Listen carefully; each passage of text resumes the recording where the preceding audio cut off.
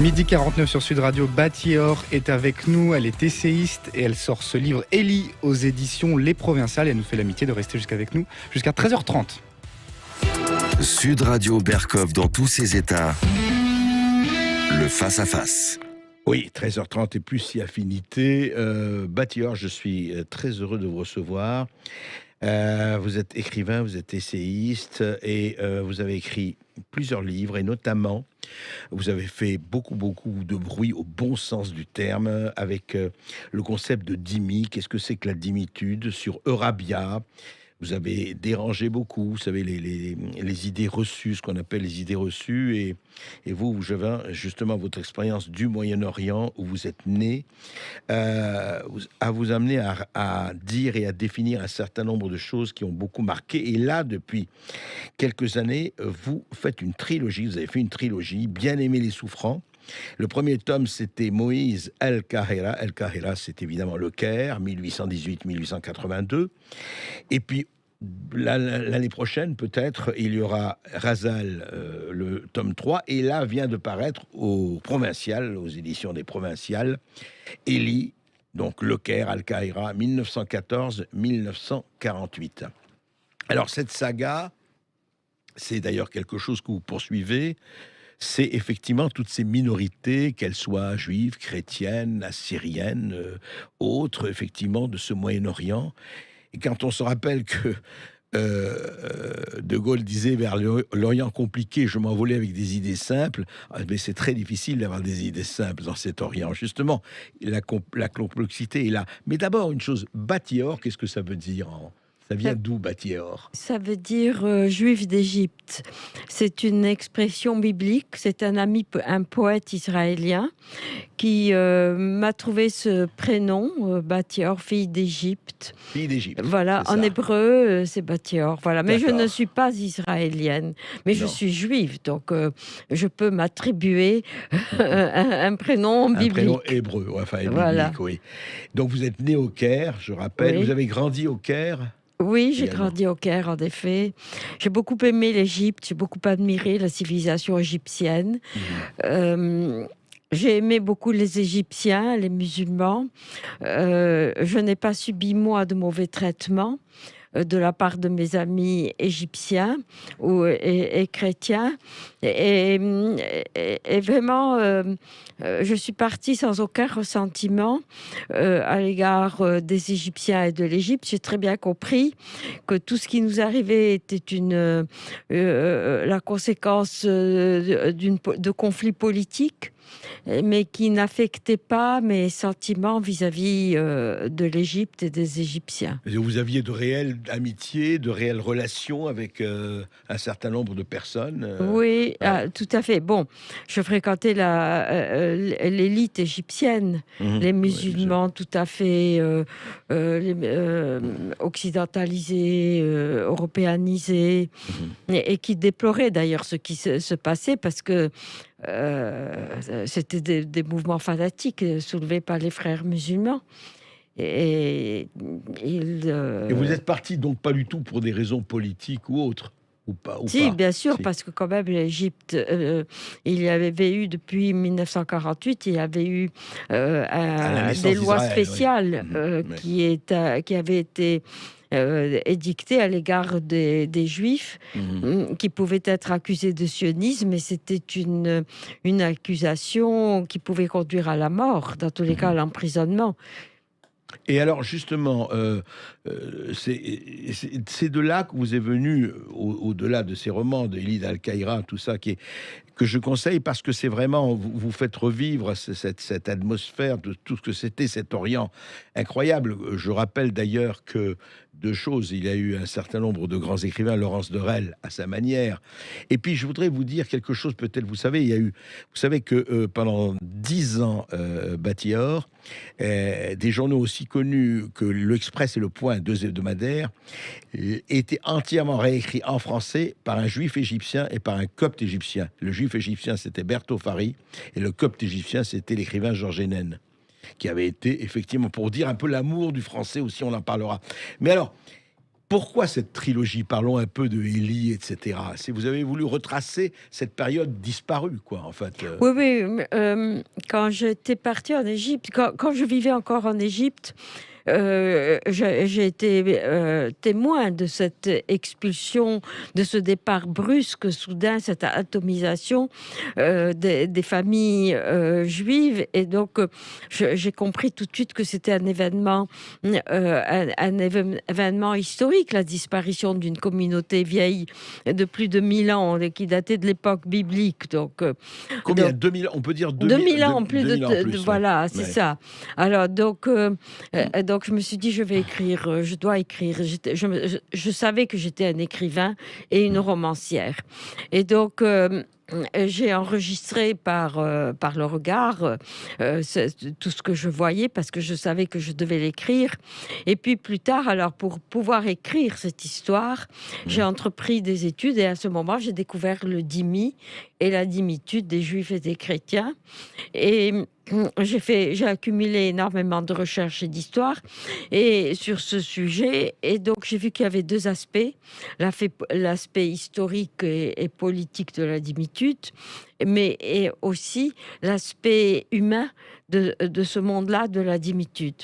Et après avoir écrit tous mes livres sur la dhimmitude, j'avais tellement accumulé de documents, Ouais. j'ai voulu faire revivre ce monde de la dhimmitude qui quand même était tout à fait éliminé de l'histoire, qui n'apparaissait pas dans l'histoire, malgré le fait qu'il s'était étendu sur 3 continents, là où c'était tous les pays conquis par le djihad ont été des pays de dhimmitude.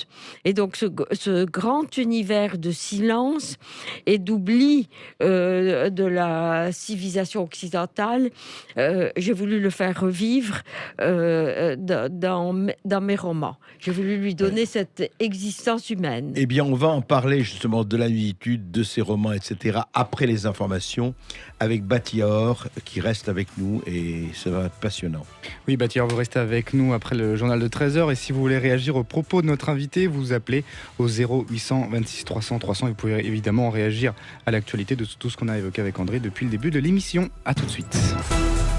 Bien-aimer les souffrants, bien-aimer les souffrants, titre biblique, évangélique.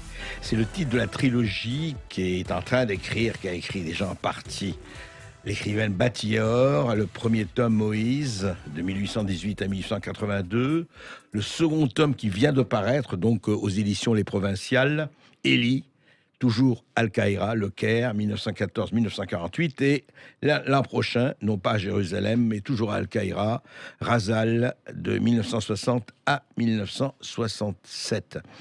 Batior, je voudrais quand même qu'on définisse rapidement, parce que vous avez parlé de la dhimmitude. C'est quoi la dhimmitude exactement? Comment vous la définiriez, l'être dhimmi? C'est quoi exactement? Oui, l'être dhimmi et la population, c'est la population non musulmane qui est ciblée par le djihad et qui est vaincue par le djihad. Le djihad, c'est pas comme les croisades. C'est un ensemble. C'est une théologie, une juridiction, une politique et une civilisation. Et donc, quand une population non musulmane est vaincue par le djihad, alors le vainqueur peut décider selon les circonstances de la mettre à mort, ou bien, comme dans le cas des Juifs et des chrétiens et d'autres populations, décider de la tolérer, mais dans son pays, donc, tolérant donc qu'elle garde sa religion, elle peut rester juive ou chrétienne, etc. Et qu'elle peut pratiquer sa religion. Elle peut pratiquer etc., sa religion dans certaines limites.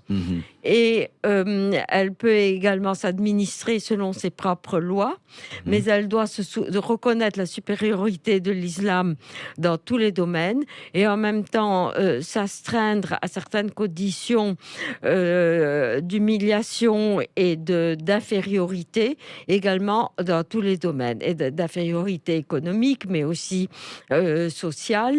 Et donc finalement, naturellement, cette condition s'est manifestée de façon extrêmement dure selon les circonstances aussi politiques. Et donc, les populations dhimmi, qui à l'origine étaient des populations majoritaires, suite à la dhimmitude, qui est un processus aussi d'islamisation de ces populations, sont devenues minoritaires. Par exemple, on les prenait en esclavage, on prenait les enfants en esclavage, des parents dhimmi, on enlevait les femmes, on les chassait, ou bien on prenait leurs biens, ou bien sous n'importe quel prétexte, comme on voit maintenant dans certaines régions islamiques, par exemple en Afrique, dans certaines régions d'Afrique, comme au Soudan. Alors, et donc, c'était une situation de souffrance et d'insécurité et de peur permanente, puisque les dhimmis ne pouvaient témoigner en justice contre un musulman. Donc, ils ne pouvaient pas se défendre. Donc, la formule bienheureux les souffrants s'applique à ces populations dhimmi, qu'elles soient juives, chrétiennes. C'est à la condition, c'est aux populations qui sont entrées dans la dhimmitude, qui ont souffert la dhimmitude pendant 13 siècles, qui ont survécu à la dhimmitude, qui se sont libérées de la dhimmitude par des guerres sanglantes, parfois un génocide, comme avec les Arméniens, que s'adresse ce livre. Oui, d'ailleurs, vous parlez effectivement des Arméniens, vous parlez de toutes ces populations du vaste Moyen-Orient. Mais est-ce que la différence, parce que je posais la question, quand par exemple chez les Juifs, on dit par exemple un non-juif, on l'appelle un goy, mais vous dites à ce moment-là, ça n'a pas la même résonance parce qu'il n'y a pas eu effectivement d'occupation, si vous voulez, juive, où ils ont mis les goy en soumission, c'est ça. C'est-à-dire que donc ce n'est pas quelque chose de religieux, c'est quelque chose presque de politique au sens large du terme.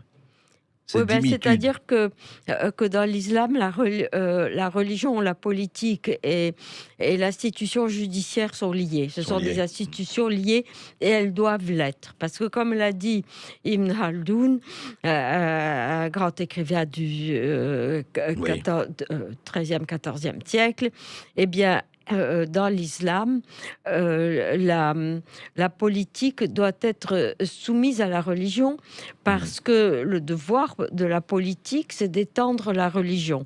C'est de se soumettre aux exigences de la religion qui font que l'islam doit être étendu sur la planète. Voilà, ce qui n'est pas la vision du judaïsme.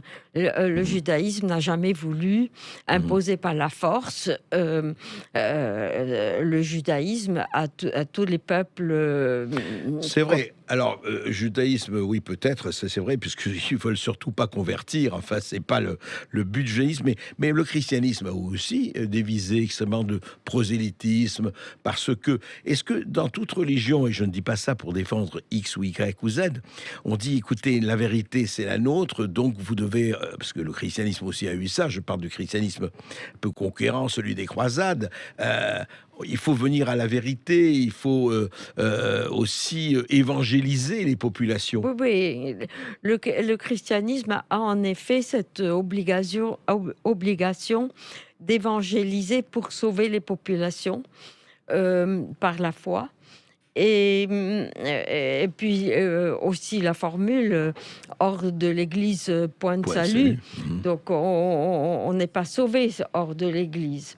Néanmoins, le christianisme n'a pas une institution semblable au djihad, qui est un concept de guerre permanente contre les non-musulmans pour éliminer la mécréance de la planète.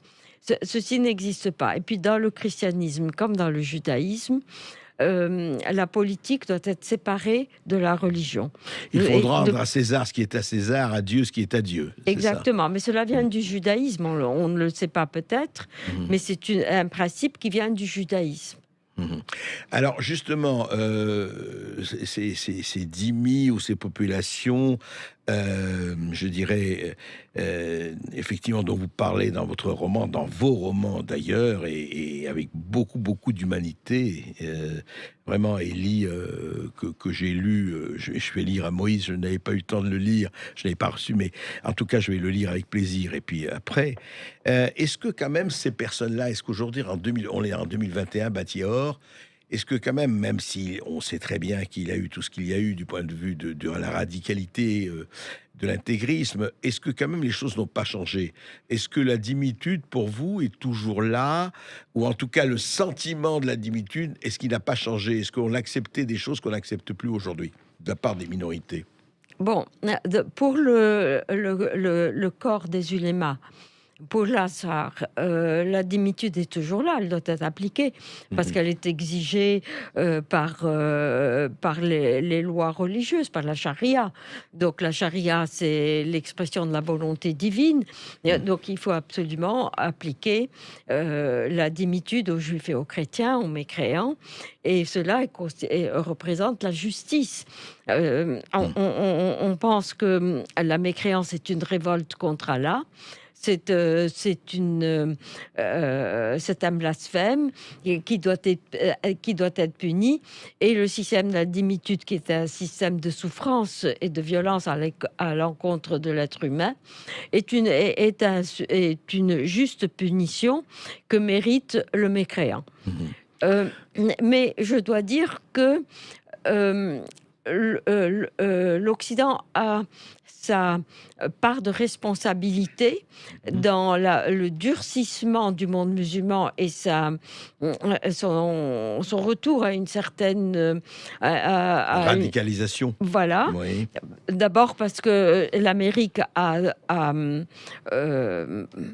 favorisé les mouvements de réislamisation, de crainte du communisme. C'était sa façon de combattre le communisme. L'Union soviétique, voilà. etc.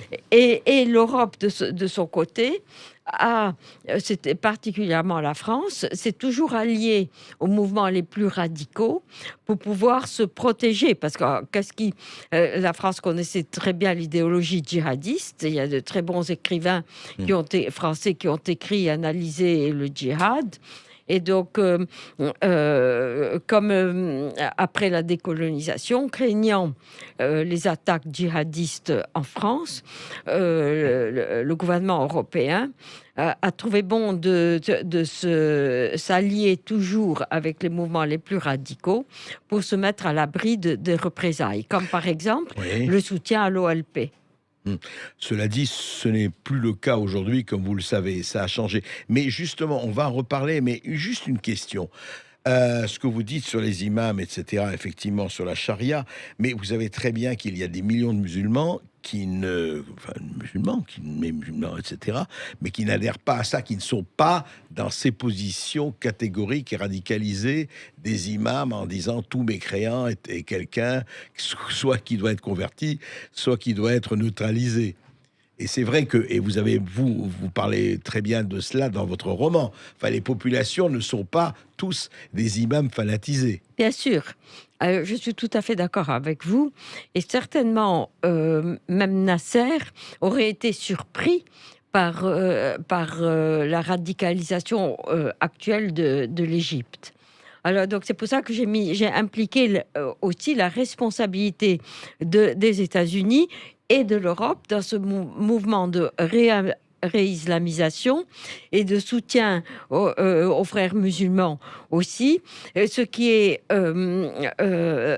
très condamné par les mouvements d'ouverture musulmans, les musulmans qui rejettent ce fanatisme, les musulmans que j'ai connus en Égypte, qui étaient tout à fait ouverts à l'occidentalisation, à la modernisation, et que tout le monde voit maintenant en Europe, qui existe, qu'on côtoie, et qui partagent tout à fait nos opinions, nos valeurs judéo-chrétiennes qui sont universelles, et qui voudraient au contraire que nous les soutenions dans leur combat contre la radicalisation de l'islam.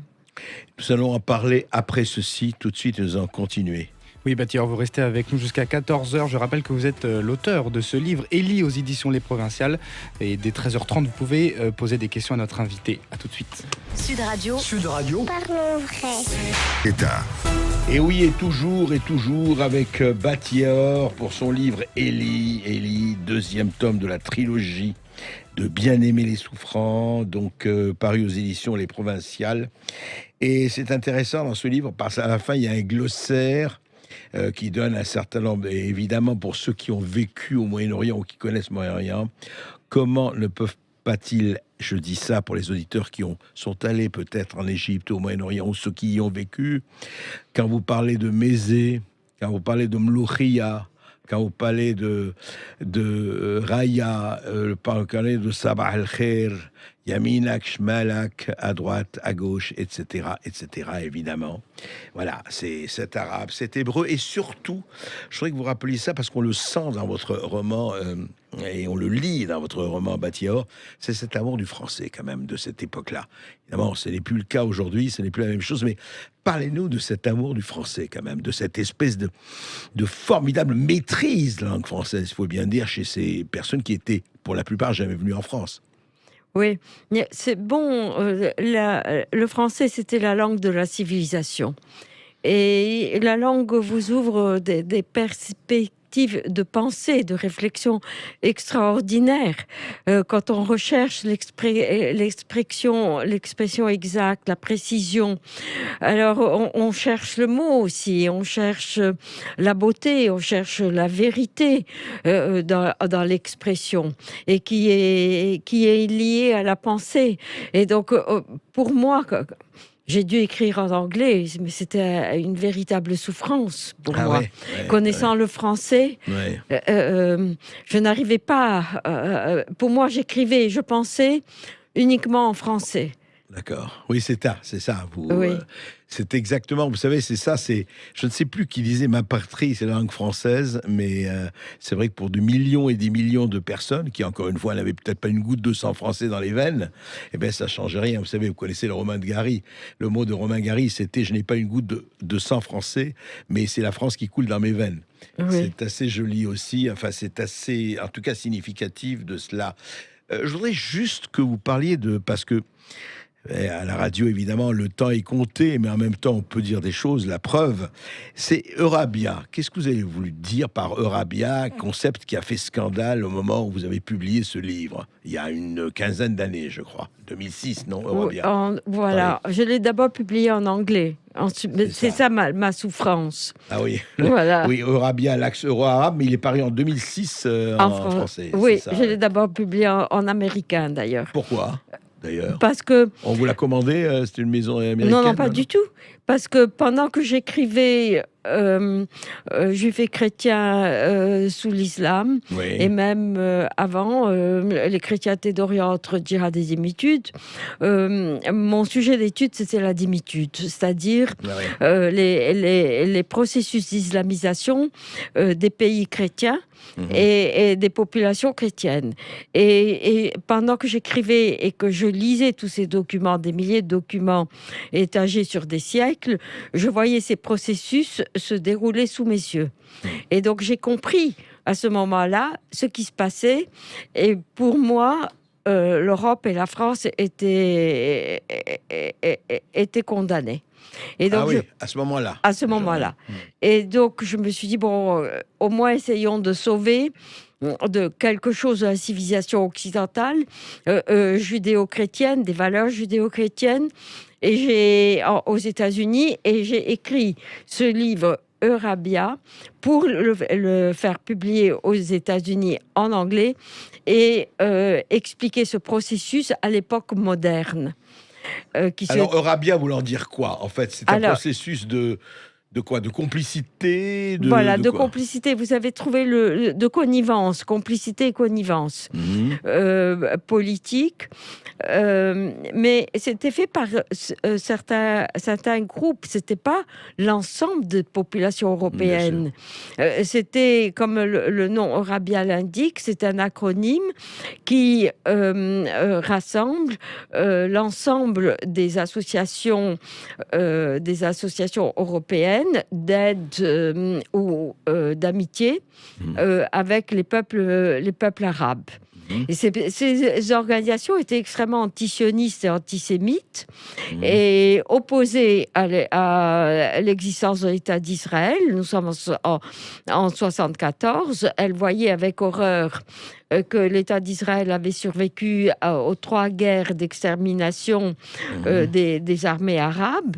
Et donc, c'était un petit État. Il fallait absolument mettre en marche un système. Et d'ailleurs, les populations européennes étaient à l'époque très pro-israéliennes. Il fallait changer entièrement cet état d'esprit. Et en même temps établir une guerre médiatique et politique contre l'État d'Israël. Oui, c'est tout ce qui a eu le processus. En Voilà. fait, Israël, oppresseur, etc. etc. Voilà. Enfin, Israël, c'était d'ailleurs assez bien défendu à l'époque. Mais je vois que Eurabia, je montre effectivement... Eurabia, c'était aussi une feuille d'information. Et vous-même, vous dites édité par le Comité européen de coordination des associations d'amitié avec le monde arabe. Alors vous étiez une fausse amie du monde arabe ou pas? Non, moi, j'étais pas du tout une amie. Ça, c'est Eurabia, c'est pas moi qui l'ai dit. Ah, c'est pas vous? Mais non, pas du tout. Ça, c'est une feuille du journal Eurabia. Ah, c'est Eurabia, Mais c'est là, oui, oui, je l'ai photocopié. J'ai vu l'original. J'ai chez moi l'original. Eurabia, anti-israélien, Exactement. etc. J'ai photocopié cette feuille. Et donc, voilà, c'est ça. Ah oui. Et donc, cette feuille-là... C'est pour ça que vous avez appelé Eurabia, vous dites c'est... Mais oui, parce que j'ai décrit dans mes livres la politique de Rabia, qui est une politique d'union et d'amitié et de symbiose avec le monde arabe méditerranéen, dans une vision d'opposition et de, je ne peux pas dire extermination, mais éradication de l'État d'Israël. Eurabia représente une alliance euro-arabe de la rive sud de la Méditerranée, fondée sur la création de la Palestine, qui remplacera l'État d'Israël et l'élimination de l'État d'Israël. D'accord. Alors, on va en parler. Non, justement, je voulais clarifier parce que je pensais que Eurabia, c'est quelque chose que vous aviez effectivement adopté, mais au contraire, c'est-à-dire vous l'utilisez pour montrer ce qui s'est passé. Oui, parce que j'ai décrit comme lorsqu'on décrit le communisme, eh bien, on parle d'une idéologie communiste. Et ça, c'était une idéologie Eurabia, une idéologie eurabienne. Eurabienne, exactement. Eurabiste, si on veut.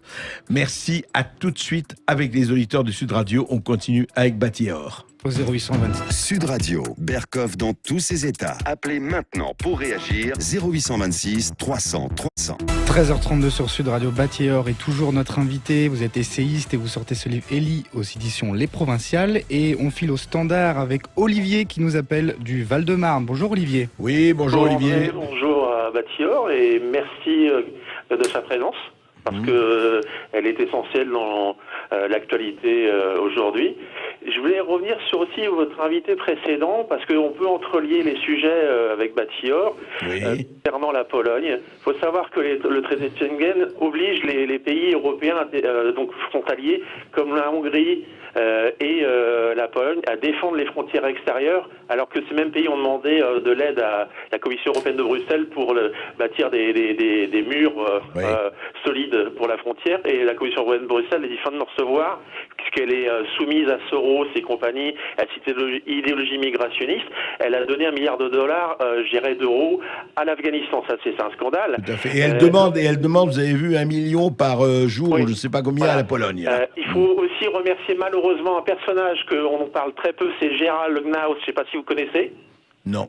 Alors c'est un homme de main de Soros, de l'Open Society, qui a été envoyé comme pour souffler à l'oreille des chevaux, c'est un Autrichien qui est installé en Turquie, mais qui a été envoyé en Allemagne pour aller souffler à l'oreille de Merkel à l'époque, pour accueillir 1 500 000 migrants. Donc on a 80% d'hommes avec, comme disait votre collègue au téléphone, donc il faut des éléments dans les téléphones portables pour la guerre sainte et le djihad et tout le terrorisme qui va avec.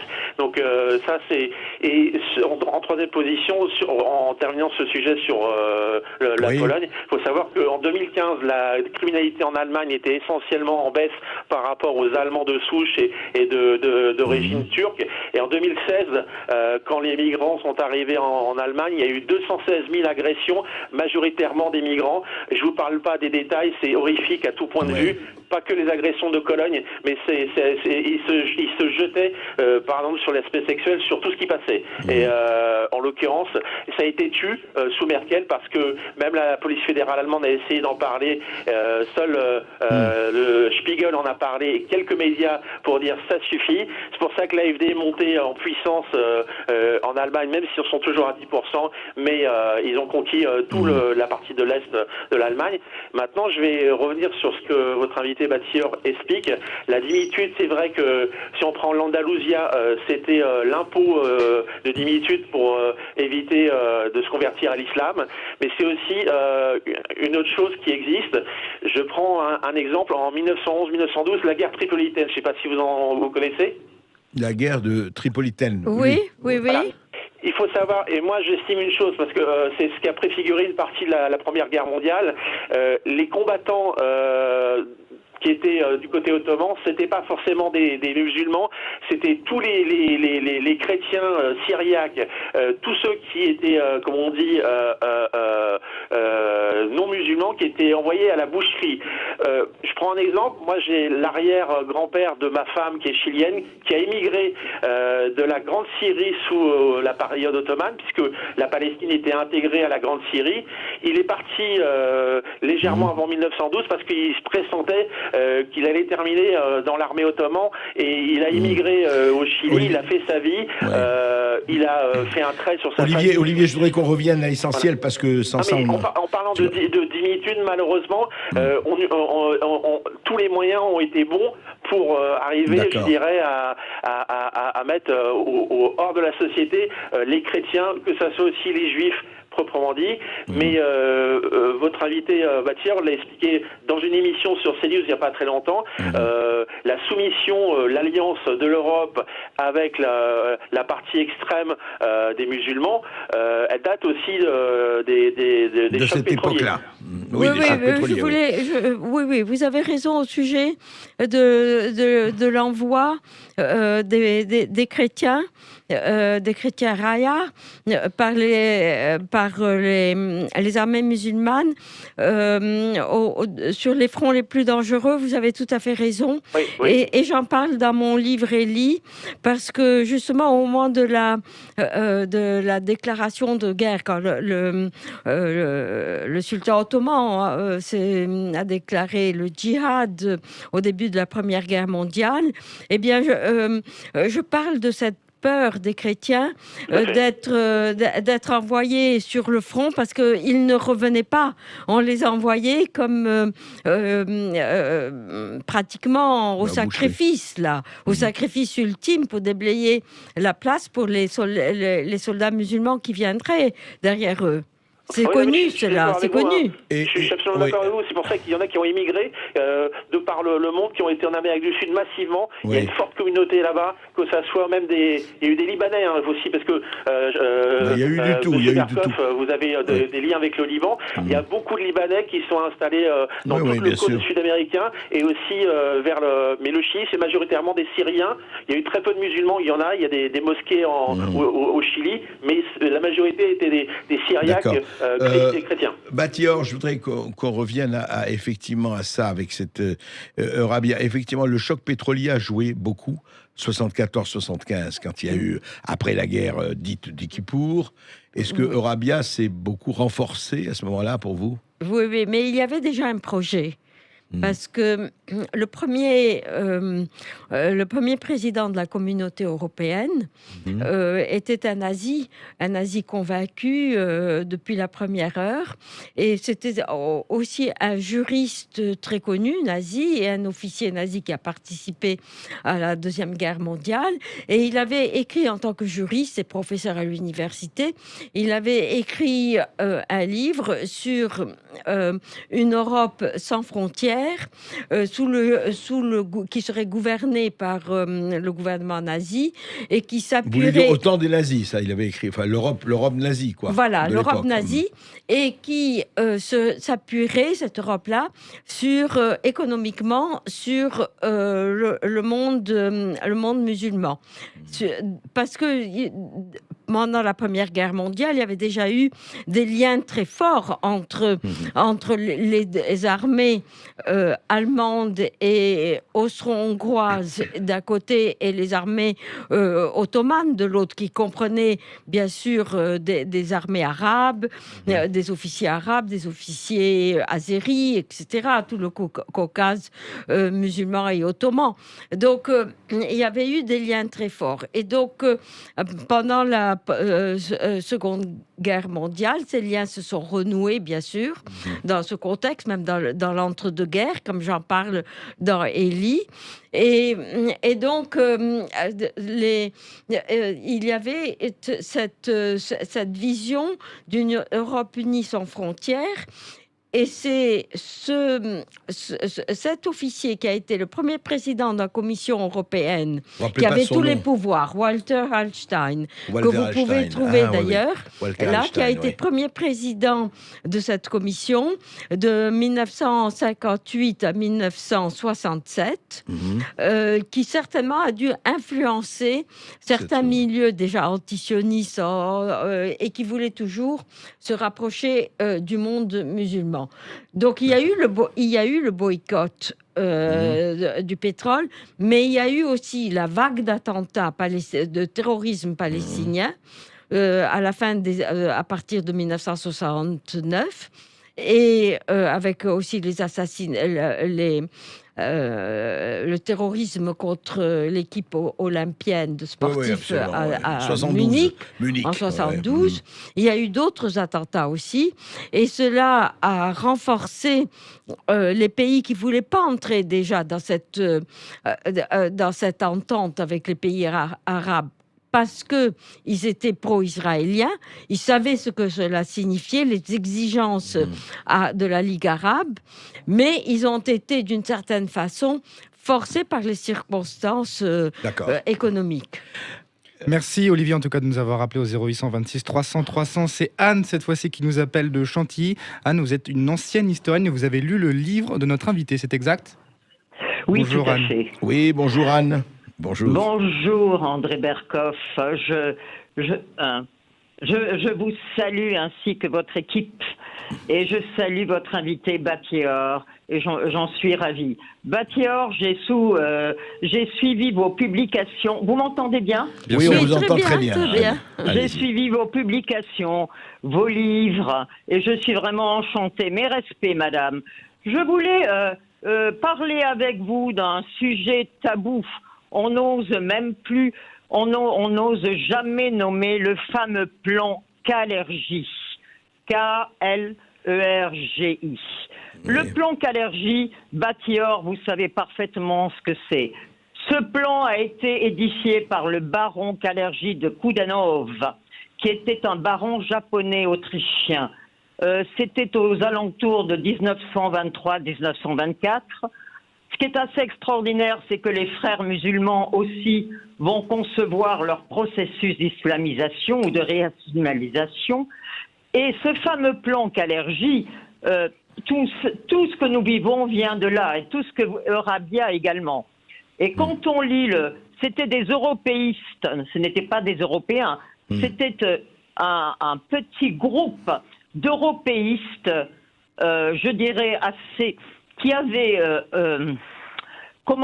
qui avait tracé les grandes lignes de cette espèce de mondialisation. Et quand vous lisez les grands traits du plan Kalergi, leur plan était de métisser l'Europe avec donc des populations maghrébines et africaines, plutôt de culture musulmane, pour mieux les asservir et en faire une autre population. Et ça, à partir de là, effectivement, dans les années 20, dans les années 30, et tout ça a été, d'ailleurs, les nazis connaissait parfaitement cela. Batior a tout à fait raison. Walter Einstein, effectivement, et on comprend le rapprochement des nazis avec les musulmans. Voilà, je vous laisse parler. Anne, alors, Oui. Batior, oui, Oui, Anne oui. est partie dans ce plan. Excusez-moi André. Oui. Une chose très importante, il faut que vous sachiez que Angela Merkel a été médaillée de l'ordre de Koudenov, Kalergi Koudenov, il y a quelques années avant qu'elle fasse venir les émigrés. Et je pense que Batior le sait. L'Allemagne a créé cet ordre de Koudenov. D'accord. Batior, je voudrais qu'on remette ça en perspective. Oui, non, mais vous avez raison. Bon, il y avait beaucoup de plans dans l'entre-deux-guerres, mais ces idées-là, d'abord, il y avait une très grande admiration pour l'islam aussi qui se développait en Allemagne. Et un certain mépris pour plus tard pour l'Église enjuivée aussi, mais et puis, on discutait beaucoup de cette union parce que, en fait, c'est ce qui avait eu lieu pendant la Première Guerre mondiale. Oui, ça vous en avez parlé, là, mais justement. Mais est-ce que ça jouait un tel plan? Est-ce que ça jouait vraiment un tel rôle? Ça jouait, à l'époque, ça jouait un tel rôle. Mais certainement, ensuite, il y a eu d'autres courants qui ont pris le dessus. Mais il y avait cette volonté de créer une supra-Europe qui aurait un pouvoir... En fait, on veut une Europe sans frontières, une Europe absolument mélangée, plus de Français, plus de ceci, plus d'Italiens, plus cela, voilà. Une Plus sorte de tour de d'identité Babel. nationale, quoi. Voilà, c'est ça, plus d'identité nationale. C'est ça. Voilà, donc ça... surtout en Europe, une Europe sans frontières qui serait mélangée. Il y avait cette volonté, et c'est ce qui a été repris après la guerre, parce qu'on considérait que c'était les nationalismes qui provoquaient les guerres. Oui, mais on oublie que Hitler, c'était l'Empire, lui. Ben il n'y avait pas toutes les nations à part l'Allemagne, ça n'existait pas, c'était des sous-hommes, quoi. C'est vrai, il l'a dit d'ailleurs. Oui. C'était l'Empire. Ce qui est intéressant, qu'est-ce qui est contre l'identité nationale, ce sont les empires. L'Allemagne, c'était être empire, l'Empire romain, etc. Il y avait un empire, et il y avait la nation qui faisait l'empire, et les autres n'étaient que des sous-produits, si on peut se permettre. Exactement. Et c'était naturellement une orientation très antidémocratique, parce que dans un empire, il n'y a pas de démocratie, c'est pas possible, les peuples ne sont pas consultés. C'est le moins que l'on puisse dire. C'était très autoritaire. Exactement, on se retrouve tout de suite après ceci, et on continue. Et 13h50 sur Sud Radio. Batior est toujours notre invitée jusqu'à 14h. Elle est l'auteure de ce livre, Élie, aux éditions Les Provinciales. Et on file au standard. On retrouve Julien qui nous appelle de Créteil. Bonjour Julien. Oui, bonjour. Bonjour Julien. André, bonjour à votre équipe et également bonjour à Batior, dont je partage effectivement l'analyse. Je voulais réagir par rapport à un sujet qui est un petit peu différent de ce que vous débattiez par rapport aux annonces de M. Macron de ce soir. Oui. Mais avant ça, je voulais quand même faire le lien avec le sujet dont vous parliez. Moi qui vais régulièrement au Moyen-Orient, au Liban notamment, je constate qu'effectivement, il y a toujours une aura de la France, du français, dans ces pays-là, notamment, je parle du Liban, mais pas que. Mais on sent quand même... depuis Chirac, une certaine déliquescence de la France, et je dirais qu'elle n'a plus l'aura qu'elle avait auparavant. C'est clair. Ça, c'est une évidence, parce que, encore une fois, on perd de notre souveraineté. Et vous voyez, je voudrais rebondir là-dessus. Depuis qu'on est en train de donner notre souveraineté finalement à l'Europe et ailleurs, eh bien, la France n'est plus respectée, les piétinés. On voit Macron qui s'est fait quasiment, qui a fini dans des relations diplomatiques mauvaises avec une vingtaine de pays. Tout ça pour vous dire, donc tout ça, ce qui est quand même très mauvais pour les images de la France et pour notre avenir, pour la grandeur de la France et de nos idées, de nos valeurs. Moi, je crains que ce soir, malheureusement, on ait un VRP de Pfizer qui va nous dire qu'il faut d'abord la 3e dose pour les plus de 65 ans, et puis ensuite le narratif va changer dans quelques temps en nous disant qu'il faudra pour tout le monde, si on veut retrouver une vie normale, puisque vous vous souvenez, André, ils nous ont dit vie de primauté aux vaccinés, vie de merde aux non-vaccinés. Voilà, je crois que c'est clair. On risque également d'avoir un VRP de l'Union européenne, puisqu'ils vont certainement nous remettre une couche sur la réforme des retraites qui est indispensable. Vous vous rappelez, André, que pour avoir le plan de relance, qui est en fait une véritable arnaque, puisque je rappelle aux auditeurs qu'on va toucher 40 milliards, mais qu'en réalité on va débourser plus de 100 milliards. La belle affaire, on aurait pu très bien le faire nous-mêmes en passant par la Banque de France. Et au-delà de ça, le plan de relance, donc, qui est quand même un sujet très important, on sent la tactique de M. Macron de nous parler ce soir. Pourquoi il nous parle ce soir en fait? Est-ce que c'est parce qu'il y a eu le débat des LR hier pour s'aborder qu'on n'en parle pas? Est-ce que c'est pour s'aborder M. Zemmour qui devait annoncer sa candidature? Parce qu'au final, il n'y a pas de reprise épidémique. D'ailleurs, je note en Martinique. Non, mais je crois même pas. Oui, non, mais je crois même. Martinique qui s'est effondré. Il n'y a plus de cas de Covid, très peu, alors qu'ils se sont très peu vaccinés. Donc, on voit bien que tout ça, c'est des tours de passe-passe pour nous faire passer des vessies pour des lanternes, pour embobiner, enfumer les Français. Moi, très honnêtement, j'espère que les Français vont avoir un peu de jugeote et se dire attendez, on n'est pas des lapins de 6 semaines. On s'est fait peut-être berner en 2017, mais en 2022, on remettra pas les mêmes. Écoutez, alors là, je vais vous dire, Julien, qui votera verra. Ça, pour le moment, c'est un peu tôt pour le dire. Pour le reste, est-ce que, juste un mot, vous allez-vous écouter quand même Emmanuel Macron ou pas? J'ai vu sur les réseaux sociaux, pour être franc avec vous, un mouvement qui appelle à boycotter, à ne pas le regarder. Honnêtement, on en entendra suffisamment parler, je pense que je ne le regarderai même pas. Je vous avoue que tout sonne faux quand il s'exprime. On voit bien que c'est pas sincère, c'est du calcul politique. Il y a un moment donné, si vous voulez, la confiance elle est rompue. On peut être de bonne foi et reconnaître à Macron un certain sens du vent, mais là, je pense que la confiance est perdue et très honnêtement, il aura beau dire ce qu'il veut. On sait très bien, je vais vous dire, je vous l'avais déjà dit, je crois, André, il y avait un médecin en off qui avait confié à Florian Philippot que ce serait 2 doses par an à vie et passe sanitaire à vie. Eh bien, tenez-vous bien, ça a été confirmé aujourd'hui par un ministre britannique sur un plateau de télé qui a bien dit que ce sera passe sanitaire et 2 doses par an à vie pour ceux qui sont déjà vaccinés. Et oui, voilà. Vous savez, c'est pour ça qu'on parle de maison de passe quelque part.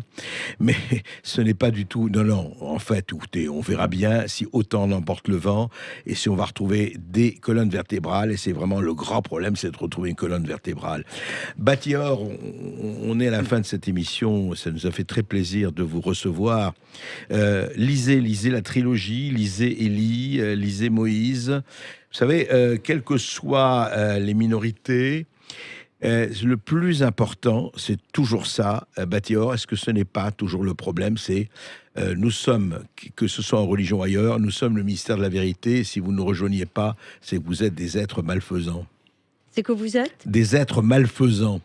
Si vous n'adhérez pas à notre credo, à nous, quel qu'il soit. Oui, c'est toujours l'intolérance. Et donc, même pour l'Union européenne qui prétend s'ouvrir à la diversité, néanmoins, elle a ses choix. Et elle fait ses choix, elle est extrêmement intolérante envers les personnes qui ne partagent pas ses options politiques, comme la Pologne ou la Hongrie. Elle est intolérante. Elle est extrêmement intolérante, pas seulement intolérante. Et en fait, vous êtes optimiste ou pas? Vous savez ce qu'on disait, vous savez la plaisanterie en 40, c'est une plaisanterie, mais il disait que chez les Juifs d'Europe centrale, les pessimistes finissaient à Hollywood et les optimistes dans les camps. Oui, mais je suis optimiste comme l'était, je crois, Jérémie au moment de la conquête de la Judée et qui achetait un bout de terrain. Eh bien, je suis optimiste parce que j'ai foi dans la jeunesse. Je sais que la situation est grave, difficile, que c'est la jeunesse qui payera les erreurs des générations passées.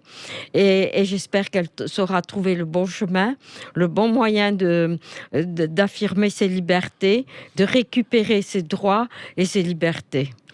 Eh bien, que la Providence vous écoute, Batior. Merci Batior d'avoir été notre invité sur Sud Radio. Je rappelle que vous êtes l'auteur de ce livre, Élie, aux éditions Les Provinciales. Demain, nous recevons Daniel Digou. Il est ancien journaliste, il est maintenant prêtre. Il sort ce livre 7 jours au désert. On reviendra évidemment sur le rapport Sauvé et la pédophilie dans l'église. Tout de suite, le flash de 14h et Brigitte Lahaye jusqu'à 16h. À demain.